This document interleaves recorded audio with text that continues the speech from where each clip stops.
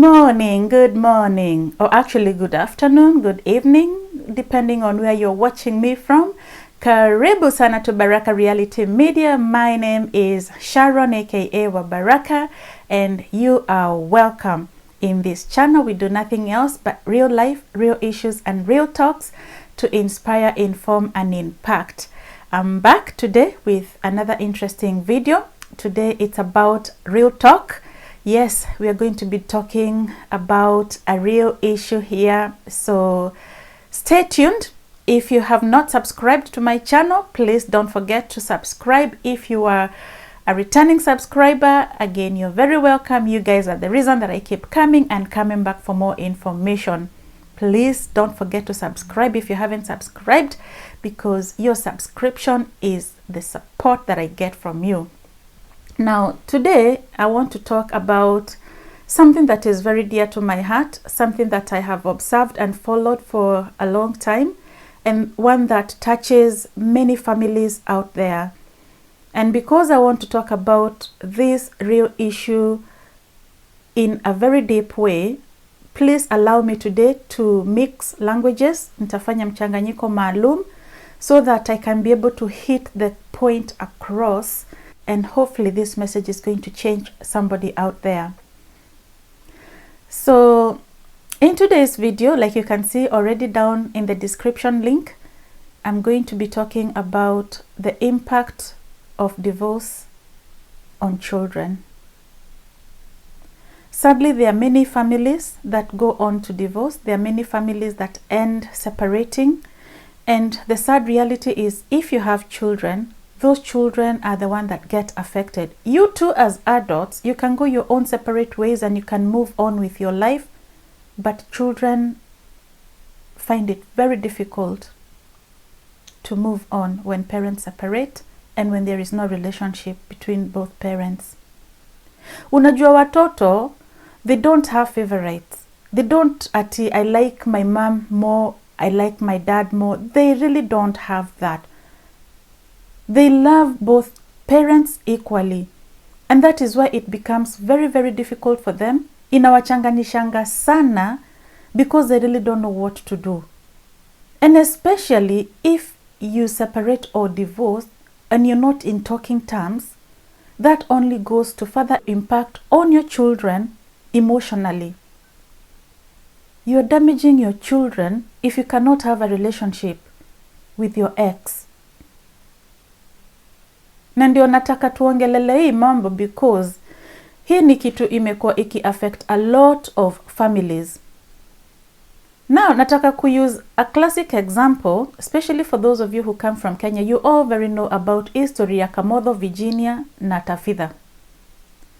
And I'm going to talk about it kwa sababu the other day niliona Kamotho alijitokeleza na akaongea his part of the story. First of all, Kamotho, I really want to congratulate you, really from the bottom of my heart, for being able to come out and speak. You know, talking is always the starting point of healing. So I really, really congratulate you.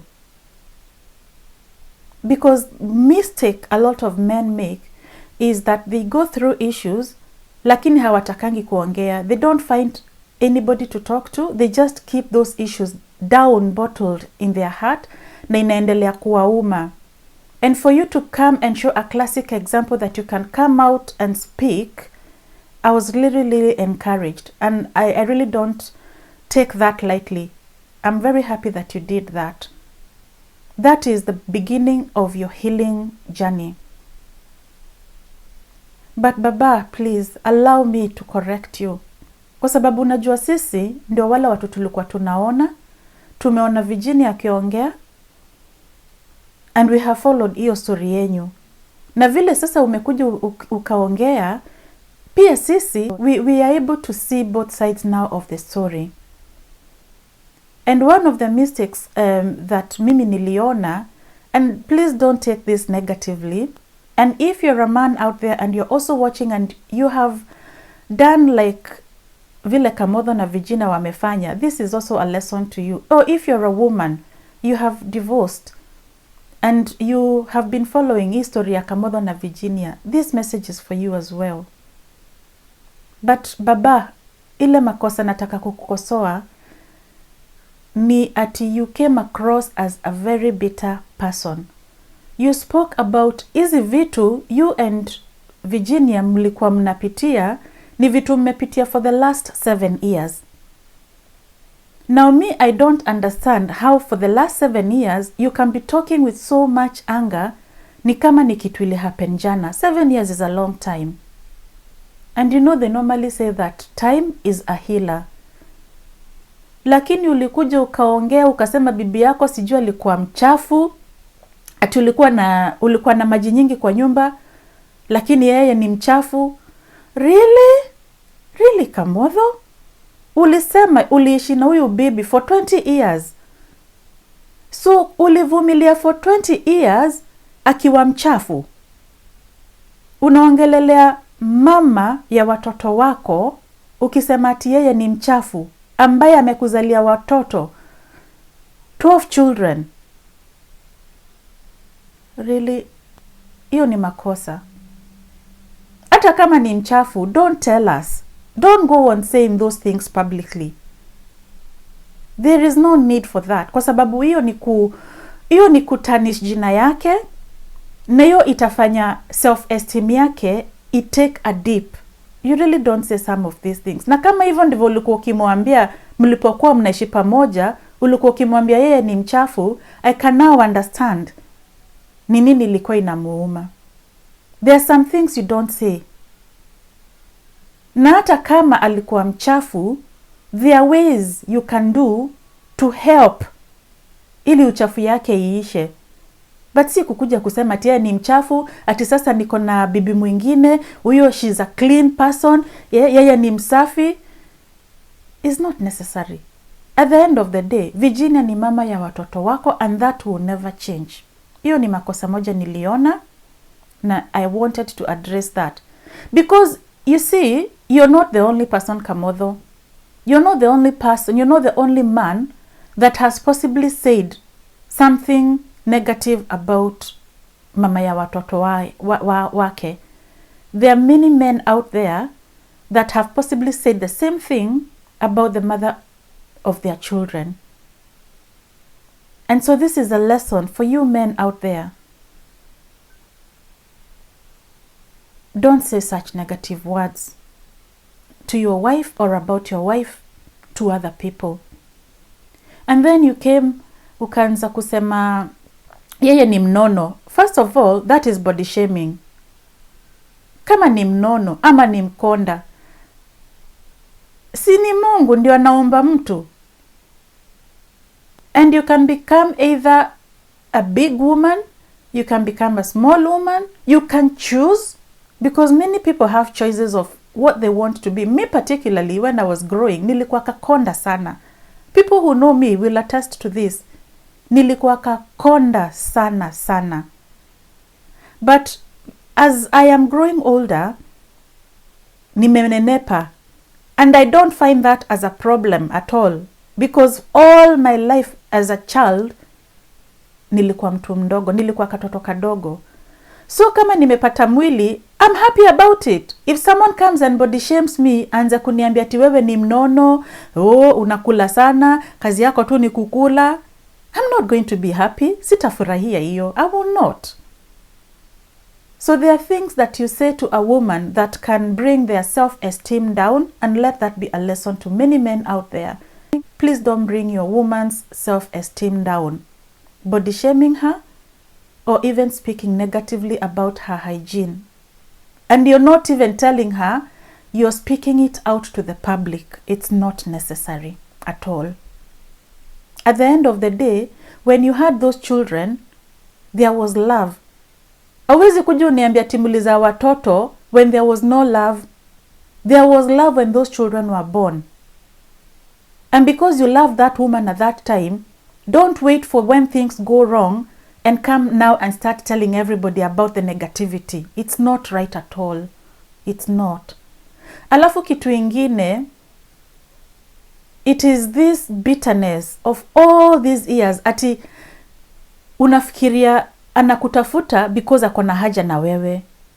People move on. People move on. Why would Virginia want to come back na uko na bibi mwingine? Why would she? Kama anakutafuta because of the sake of those children. She wants you to have a relationship with your children. She does not want a relationship with you because you have already moved on. You have another family. But those children, they will never have another father. They will never have another mother. Kwa hivyo kama mtu anakuja na kutafuta, it can be vice versa. Inaweza kuwa wewe ni bwana, umeachwa na bibi yako. Anakutafuta kwa sababu you had children and they want those children to have a relationship with you, not because of anything else. And only selfish people think that when the other person tries to communicate with you, they are trying to communicate with you because they want you. That is a narcissist trait, by the way. Because you feel you're so important that that other person cannot be able to survive without you. That is why they are looking for you. Hapana, it's not like that. So if you're there, you have divorced or you have separated from your partner and you have children, it's high time we go back to where you lost the path. Tushoke haria twaterire makinya and pick up the path again. Remember that God gave you a responsibility ya watoto. The time mulipata watoto, the responsibility is on both parents. It's not on one parent. It is on you as a father and it is also on you as a mother. And like I said, children love both parents equally and they need to have a relationship with both parents. Na relationship sio kutuma pesa peke yake. That is not a relationship. That is not responsibility.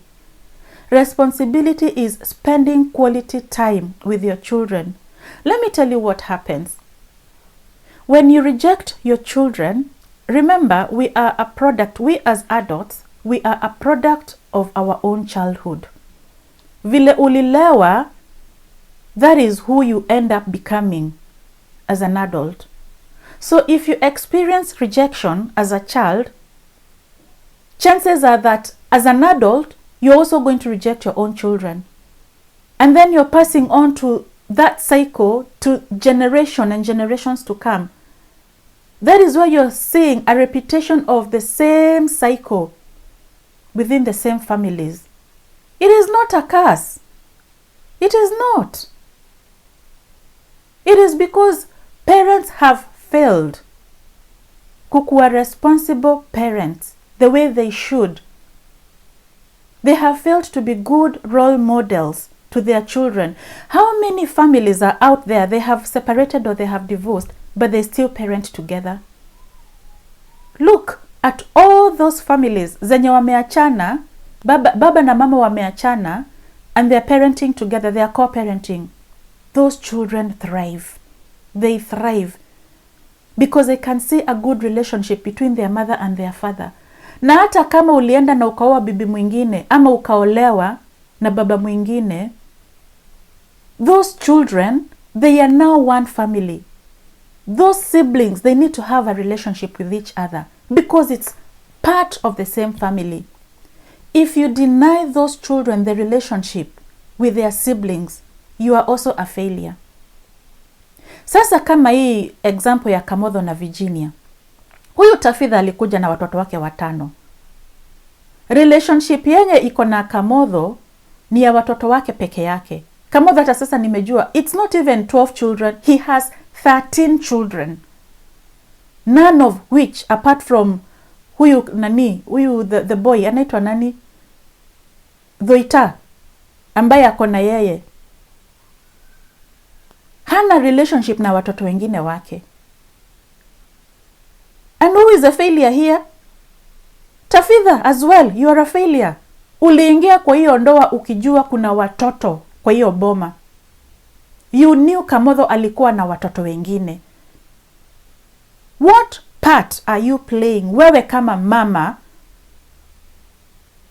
encourage the father akuwe na relationship na watoto wake wengine? Or are you selfish, you just want your children to be looked after? Hautaki kujua watoto wengine vile wanakula, vile wanafanya. You just care about your own children. That is selfish, and you're also a failure. You're not a failure kwa sababu ati uliingia kwa ndoa. You are a failure because you're refusing to encourage the father of those children akuwe na relationship na watoto. And sadly, this is what has happened in many families out there. Mnaenda mnaachana, bwana anaenda napata bibi mwingine, wanapata watoto, wale watoto wa bibi wa kwanza wanasahaulika. You cannot come and tell me you can forget your own flesh and blood. There is no way in this world you can forget. You will always be tied to those children because they are your blood. Hata upata wengine 10 in the other relationship, na ulikuwa na wawili peke yake, they still remain part of your family. They still remain part of your blood, and it is your responsibility kutafuta hao watoto, ukuwe na relationship na hao. Si ulisikia Kamodho akitaja about hule bibi wake wa kwanza alienda na msichana. Kwa hivyo nakumbuka that child is probably now an adult. Obviously he's an adult kwa sababu hawa wengine wa Virginia, wengine wale wakubwa already they are adults. Kwa hivyo ule wa huyo bibi wa kwanza ni adult. Anamfikiria bado. Anajua kuna mtoto alipoteza. Kwa hivyo you cannot come and tell us that you can have children and forget kwa sababu muliachana na mama yake ama uliachana na baba yao, usahau kuna watoto mlikuwa na hao. It is not right. This subject is very dear to my heart. Ukiona nikiongea hivi is because it affects many families out there. We cannot talk about this topic enough until we get the message across. Children are innocent and they do not deserve to suffer because of a divorce or a separation.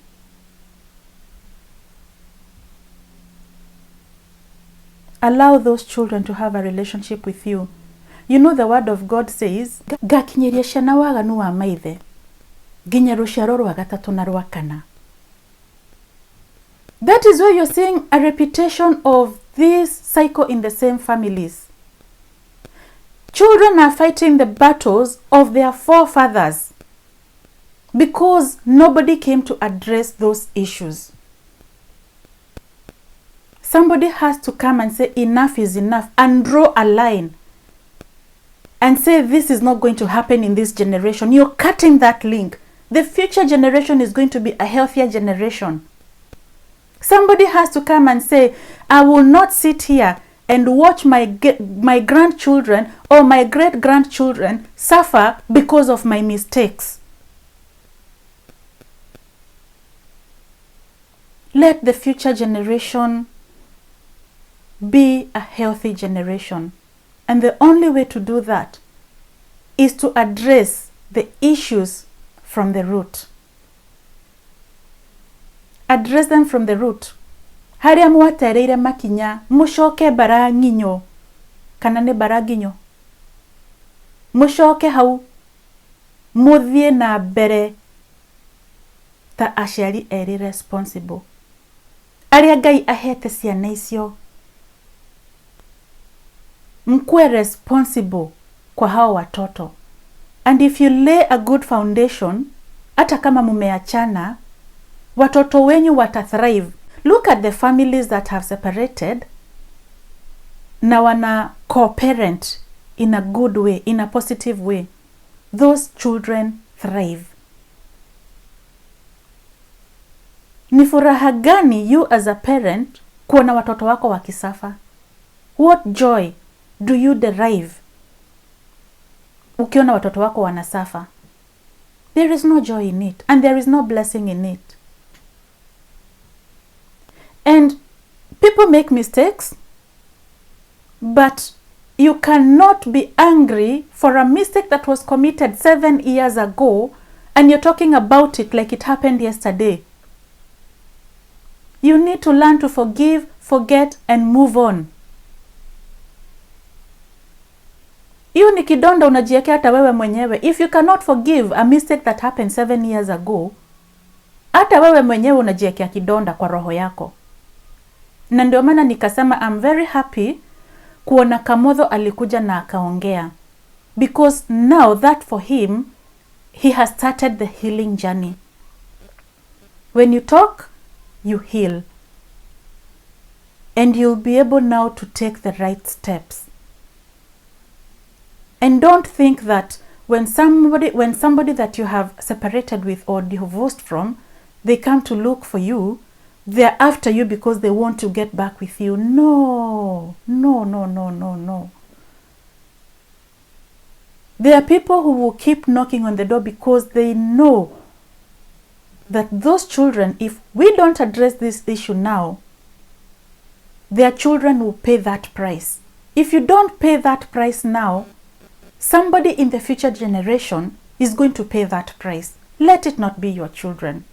Please let it not be your own children that will have to pay the price of your mistakes.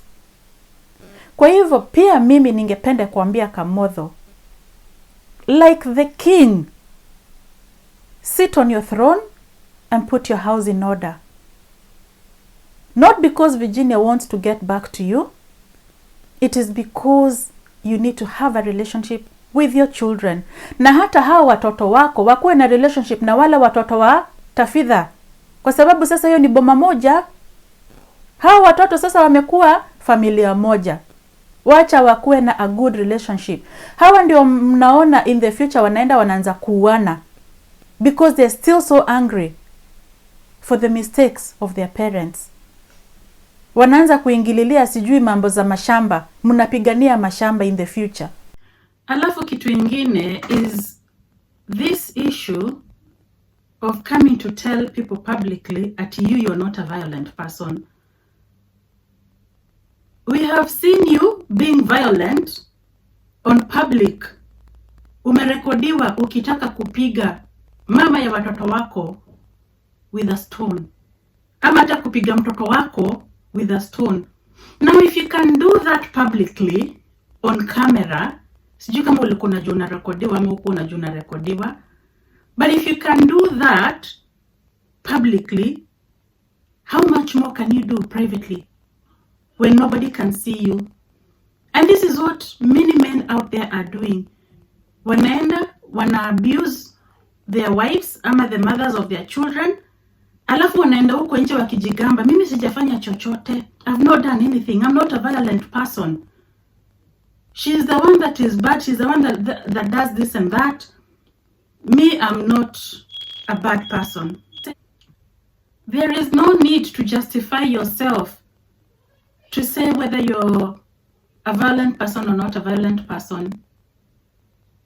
People can already see, people can already tell. Do you know, when you come and speak negative about the mother of your children to other people, that in itself speaks volume. You're speaking to this, you're speaking to that, and you're talking very, very bad things about mama ambaye amekuzalia watoto. She went through pain to bring your children to earth. And then you choose to go and speak about that same mother to another woman or to somebody else in a very negative way, justifying how good you are and how bad she is. That in itself inaongea volumes about the kind of person you are.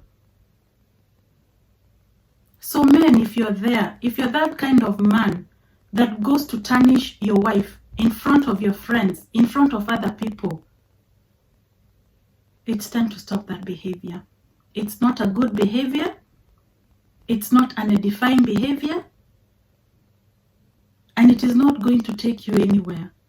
Those people that you're telling, okay, you have told them, then what? Are you seeking for sympathy? Or are you seeking to destroy the other person? This has to stop. It has to end. We cannot bring a healthy generation in the future with such a negative attitude. But you, and I'm going to put this on the fathers, because fathers, you have been given the headship. You are the head of the home. Mogikoyo augire ewadhua dogoria itikinyagira nyeki. If you cannot lead your own household, sijui ni nani mwingine unaweza ongoza. Even if you marry somebody else, it's going to be the same issue. If it failed with the first wife, it's probably going to fail even with the second and the third. Kwa hivyo anza kujichunguza wewe mwenyewe, ujue what the problem is. Kama Kamadho alikuwa anasema Virginia sio bibi yake ya kwanza, alikuwa na mwingine,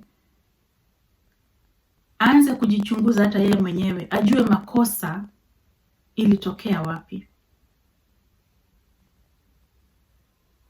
And don't forget, you're not getting younger. You're growing older. Those children are looking at you. They're looking after you. Be a good example. Alafu, there's this other issue nimesikia with a lot of fathers wakisema ati ananikatazanga watoto. If you're a mother and you're denying the father of your children access, you're not punishing him, you're punishing your children. And if you're a father and you're denying the mother of your children access to those children, you're punishing your children.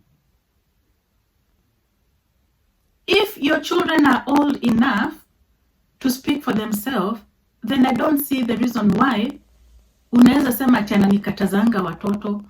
Wako na simu. Unaweza chukua simu wapigie. Unaweza ongea na hao kila siku ukitaka.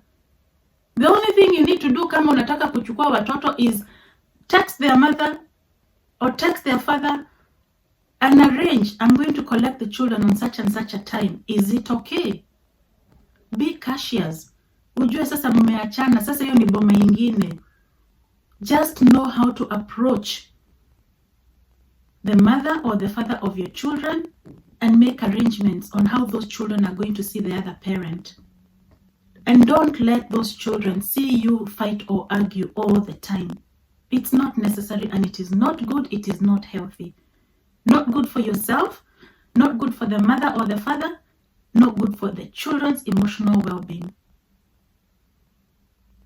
But it is also good to be cautious. If you're making arrangement to see the children, it is cautious to contact the parent that is living with the children who arrange kuona hao watoto. So you don't just turn up and demand to see the children. Alafu endo ukisema ati unakatazwa watoto. People have plans. It's good to be cautious and make that phone call or send a text message. And you don't even have to communicate, by the way. If you do not want to communicate with that other person that you have separated or divorced with, you really don't even have to see them. All they need to know is you're coming to collect the children at such and such a time, and they will come back. I will bring them back at such and such a time. That is all the arrangement you need. You don't even need the court to get involved in things like this. By the way, let me tell you, the courts don't even like this kind of cases. They prefer if you both can work together. First of all, it is a waste of money. Secondly, it is a waste of time. Thirdly, it ruins the relationship between the parents and the children. So court, as much as it is there to try and intervene, hawatakangi, they don't really like. They prefer that you can solve these things without involving them.